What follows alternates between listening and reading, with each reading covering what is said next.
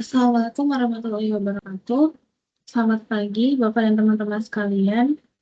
Sebelumnya perkenalkan, saya Radhika Zahra Syafruddinifahmi dengan NIM Akhir 044. Izinkan saya untuk mempresentasikan tugas kewirausahaan saya yang membahas tentang intellectual property. Sekarang kita membahas dari pengertian intellectual property.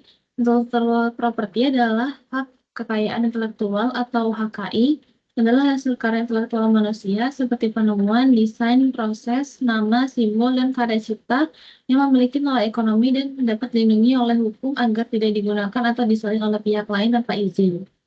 Kekayaan intelektual adalah hak yang diberikan kepada individu atau organisasi atas hasil pemikiran dan kreativitas mereka yang memiliki nilai komersial dan dapat menjadi aset penting dalam bisnis. Tujuan utama dari intellectual property ini adalah untuk memberikan hak eksklusif kepada pencipta atau penemu agar inovasinya tidak dicuri atau ditiru pihak lain.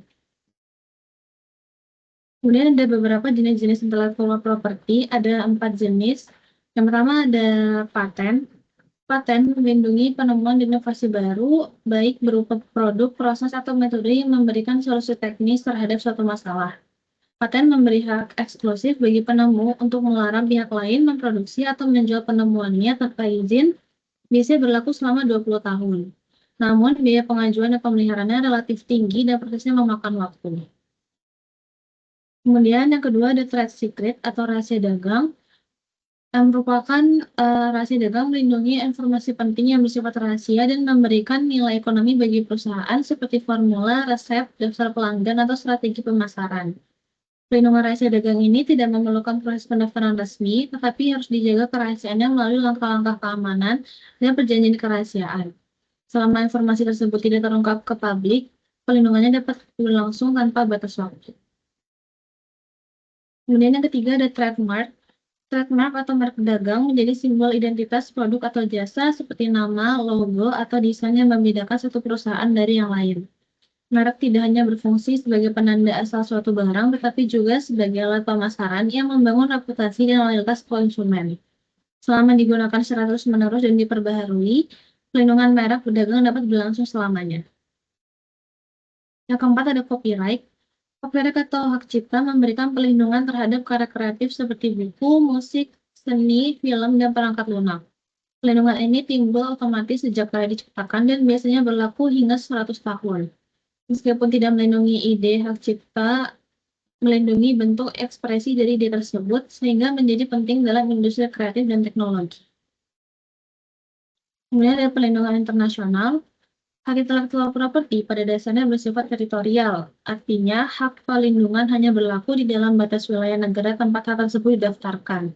Semakin banyak bisnis beroperasi lintas negara, baik dalam bentuk ekspor produk, ekspansi merek, maupun lisensi teknologi, maka semakin besar pula resiko terjadinya pelanggaran hak ini di luar negeri. Oleh karena itu, bagi wirausahawan atau perusahaan yang memiliki visi pasar global, perlindungan internasional atas kekayaan intelektual menjadi hal yang sangat penting untuk melindungi hak nilai ekonomi dari inovasi dan mencegah peniruan di negara lain.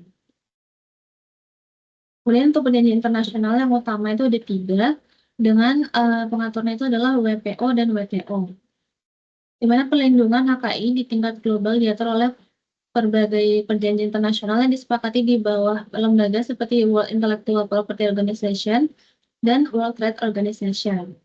Untuk perjanjian internasional yang utama, yang pertama itu ada Patent Cooperation Treaty, didirikan pada tahun 1970 di bawah WIPO, dan memungkinkan seorang penemu untuk mengajukan suatu permohonan paten internasional yang berlaku di lebih dari 150 negara anggota. Kemudian ada Madrid Protocol atau Perjanjian Madrid, mengatur perdagangan merek dagang internasional, dan dengan satu permohonan ke WIPO, pemilik merek dapat mendaftarkan dan melindungi mereknya di seluruh negara anggota lebih dari 120 negara. Yang ketiga ada Community Trademark atau European Union Trademark. Sistem ini berlaku di wilayah Uni Eropa. Satu pendaftaran di EUTM akan otomatis berlaku di seluruh negara anggota di Uni Eropa. Selain efisien, sistem ini juga membantu menjaga konsistensi hukum antar negara di kawasan tersebut.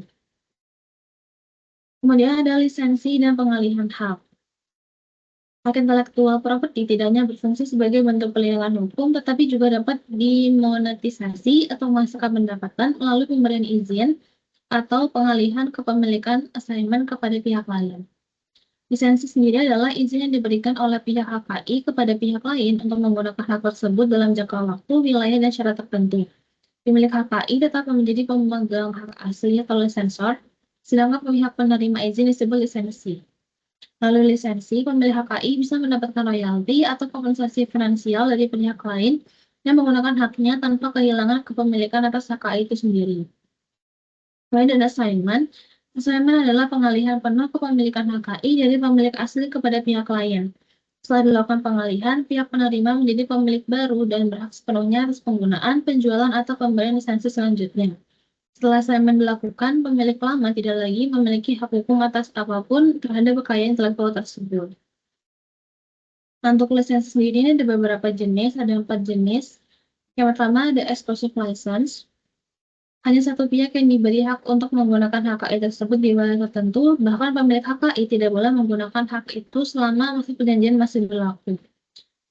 Lisensi ini cocok untuk kerjasama jangka panjang dengan mitra tunggal. Kemudian ada non-exclusive license. Pemilik HKI bisa memberikan izin yang sama kepada beberapa pihak sekaligus. Lisensi ini lebih fleksibel dan umum digunakan untuk produk dengan pasar luas. Kemudian ada cross license. Dua atau lebih pemilik HKI saling menukar hak penggunaan kekayaan intelektual mereka. Biasanya dilakukan antara perusahaan besar yang memiliki teknologi saling melengkapi. Terakhir ada franchise, lisensi yang lebih luas mencakup izin penggunaan merek dagang, sistem bisnis, dan dukungan operasional. Contohnya KFC dan Starbucks ini memberikan lisensi franchise kepada pengusaha lokal untuk menjalankan bisnis dengan merek dan standar yang sama. Kemudian ada perjanjian intelektual properti. Perjanjian intelektual properti adalah perjanjian hukum antara dua atau lebih pihak yang mengatur hak kepemilikan, penggunaan, dan distribusi atas karya atau penemuan intelektual. Perjanjian ini bertujuan untuk menetapkan kepemilikan HKI sejak awal proyek atau kerjasama, mencegah sengketa antar karyawan, pendiri, atau mitra bisnis di kemudian hari, mengatur hak penggunaan, pembagian royalti, dan kewajiban masing-masing pihak, dan rahasia dagang dan informasi sensitif yang timbul selama kerjasama. Yang kemudian menjamin kelangsungan bisnis, terutama jika salah satu pihak keluar atau berhenti dari proyek. Dalam perjanjian intelektual properti ini perlu diperhatikan beberapa faktor penting sebagai berikut. Yang pertama, identitas para pihak mencakup pemilik, pengguna, pengembang, investor, dan lain-lain.